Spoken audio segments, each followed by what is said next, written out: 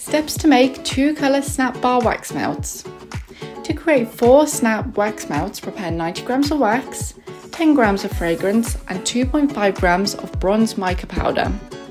Repeat this process for the second colour using the blue mica powder. Melt the wax using a double boiler or microwave method until fully melted. Once melted, add 10 grams of fragrance to each container of melted wax. Stir thoroughly for about 2 minutes to ensure even distribution. Today we're using our fresh Unstoppable fragrance oil. It's one of my favourites. When the wax reaches 70 degrees, add 2.5 grams of bronze mica powder to one container and 2.5 grams of blue mica powder to the other. Stir well to distribute the colour evenly. Set up your 10 cavity snap bar wax melt container on a flat surface, ensuring they're clean and dry. Once the wax temperature drops below 55 degrees, pour both colours into the snap bar moulds. Start from the ends of each mould and slowly move towards the middle to create a 2-colour effect.